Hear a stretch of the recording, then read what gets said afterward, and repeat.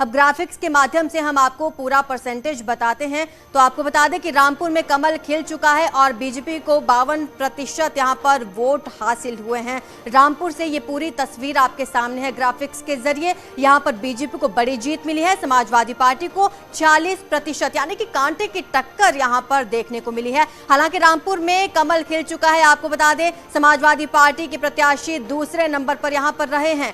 आपको ये भी बता दें कि कड़ी टक्कर यहां पर सुबह से ही देखने को मिली, कभी बीजेपी के प्रत्याशी आगे, कभी समाजवादी पार्टी के प्रत्याशी आगे, लेकिन आखिरकार जब रिजल्ट सामने आया तो बीजेपी 52% के साथ आगे और समाजवादी पार्टी 40% के साथ दूसरे नंबर पर रही, यानी कि रामपुर में कमल खिल चुका है। अनामिका हमारे साथ बनी हुई है। अनामिका, किस तरह का माहौल आप देख रहे हैं वहां?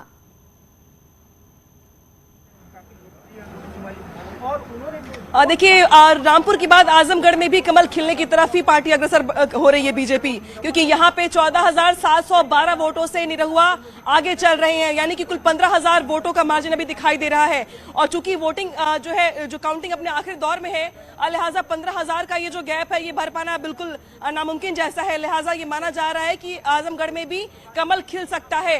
हालांकि यहाँ पे अभी थोड़ा सन्नाटा पसरा है, तनाव का माहौल है, क्योंकि आखिरी दौर की काउंटिंग चल रही है और ये वो स्टेज है जहां पे तमाम प्रत्याशियों के साथ साथ कार्यकर्ताओं के भी कान खड़े होते हैं और इंतजार कर रहे होते हैं कि अगले राउंड में या आखिरी राउंड में क्या होने वाला है।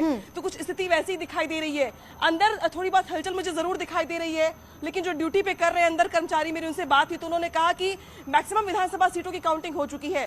सिर्फ 1-2 विधानसभा सीटें ऐसी बची जिसमें कुछ राउंड की काउंटिंग बची हुई है, यानी कि 90% तक काउंटिंग कंप्लीट हो गई है।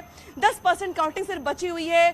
तस्वीर साफ हो जाएगी आधे घंटे में, ये माना जा रहा है। और अब तक की तस्वीर के मुताबिक दोनों ही जगहों पर रामपुर के बाद आजमगढ़ में भी कमल खिल सकता है, जो अपने आप में बीजेपी के लिए कम से कम बड़ी जीत तो है। इसलिए बड़ी जीत है क्योंकि ये वही आजमगढ़ है जहां पे 10 सीटें बीजेपी लूज कर गई थी 2022 के विधानसभा चुनाव में। समाजवादी पार्टी ने 10 सीटें जीती थी और शायद मुझे लगता है कि यही कॉन्फिडेंस अखिलेश यादव को रहा भी होगा कि 10 सीटें चूंकि हमारे विधायक है, 10 विधायक है वहां पे, तो बहुत ज्यादा जरूरत है नहीं वहां पे जाने की और प्रचार करने की।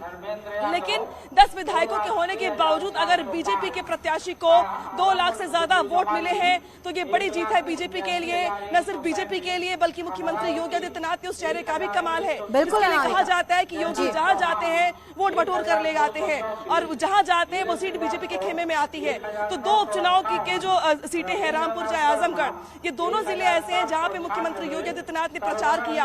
2 सभाएं यहाँ पे भी की, आजमगढ़ में भी, और 2 सभाएं रामपुर में भी की। अलग अलग मुद्दों को उठाया, सरकार की योजनाओं को गिनवाया, कानून व्यवस्था का मुद्दा गिनवाया और बहुत सारी बातों के साथ साथ प्रत्याशी के लिए वोटों की अपील की। उस अपील का असर ऐसा हुआ कि रामपुर में कमल खिल चुका है। तो वहीं आजमगढ़ की अगर बात की जाए तो यहाँ पे 15,000 के मार्जिन से बीजेपी बिल्कुल आजमगढ़ में जैसे ब्रेकिंग न्यूज आती है हम आपके पास आएंगे और तमाम अपडेट्स आपसे लेंगे।